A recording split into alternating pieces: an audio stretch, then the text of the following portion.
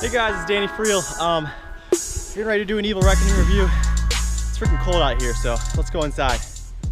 All right, we're back in the nice warm house. PA winters really suck. It's not cold enough to freeze to ride, and it's not warm enough for things to dry up, so it's just soupy mess. Evil Wreckoning, 29-inch wheels, 160 mil of travel. So, like I said, 160 mil up front, 160 mil in the rear, carbon frame, heavier bike though, because it has 29-inch wheels. This bike wasn't available a couple years ago. It was a new thing when it came to the market, and people were worried, okay, it's kind of made for downhill because it mirrors a downhill bike, but can it go uphill? That's the question. And from my experience, short and sweet, yes, it can go uphill pretty darn well for a heavy bike. Now, this bike weight is 31 and a half, a little bit over 31 and a half pounds. And it has a Vivid Air shock by RockShox and a pike fork by RockShox as well. The Vivid Air provides a really nice plush feel, an effortless progressive feel in this frame. And this frame is a very progressive bike. It makes the ride feel super plush, but the hard hits, you don't even realize you bottom out half the time. So the shock works good, and the fork that comes on the bike works really well. I personally run 2 tokens in the front. It helps with me run 30% sag, and there's a 30% sag dial indicator on the other side here. It's a little switch, so you push the switch all the way up, and you sit on the bike, and it tells you how much sag you're at. It's a really, really nice little feature. This bike comes in black, comes in blue. Like I said, it's carbon, but it's a heavier carbon. This is more of a custom build on a second owner, because this bike is really pretty expensive. I'm lucky to get a really sweet deal on this bike. That's the only reason why I could afford it, because this thing was at the top of my list for over a year of research, and I couldn't afford it until I found the perfect used one that I picked up real quick right after the ad dropped. This has onyx hubs, carbon bars, and aluminum rims, so it's not a super light intended build, but at a little over 31 and a half pounds, it's not bad.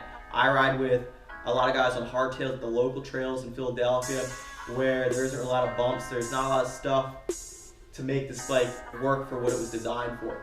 But it pedals pretty darn good. There's not a lot of oscillation in the shock or in the fork, and I have no lockouts. I run the whole thing and the whole time with my suspension fully open. Now, my fork does have a lockout feature, just because it's a dual position and I can actually put it in climb mode, but I rarely ever use it. I don't really need to, because this thing, it's set up so well, this Delta system, there's not a lot of movement going on in the tough climbs, and I've honestly made the more technical climbs compared to the guys on hardtails. I've gotten to the top where they've failed, and there's a lot of other factors at play, but I was really impressed the first time I used this bike. Now, my experience on this bike, I got it in late October, and I rode it all through the end of the year. Went out to Arizona, to Sedona, Arizona, rode for a couple weekends, and we rode Highline, rode the hog trails, and rode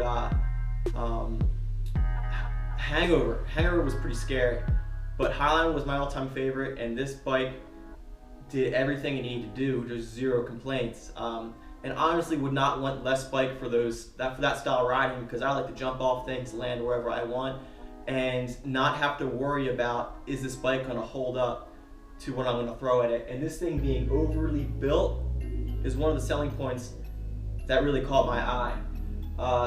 Another feature is this thing's super quiet. I was really impressed at how quiet the carbon frame is, because from my readings, carbon frames can be a little creaky and loud.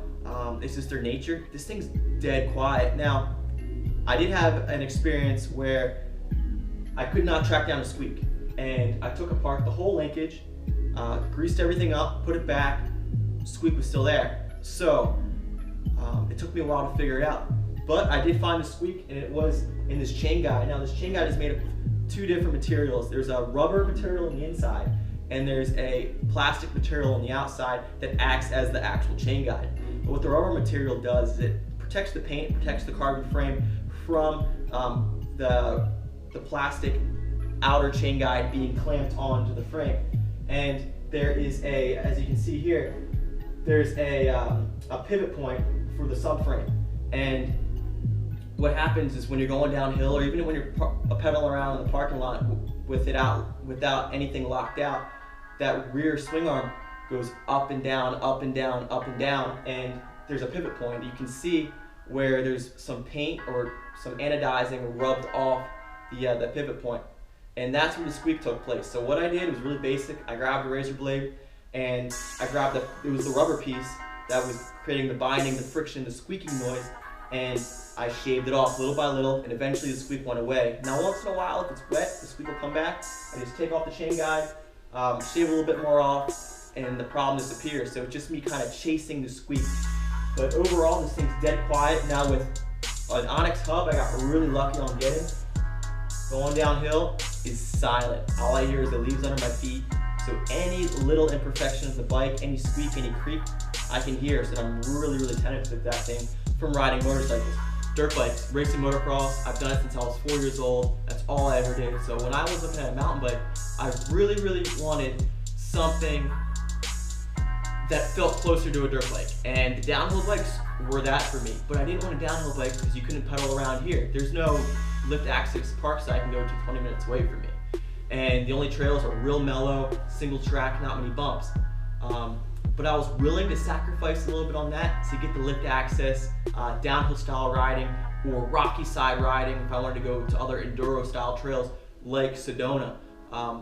So that was my thought process behind this, and I'm very happy of the choice because this thing pedals, like I said earlier, really, really well. I was very surprised. I have no trouble keeping up with the hardtail guys.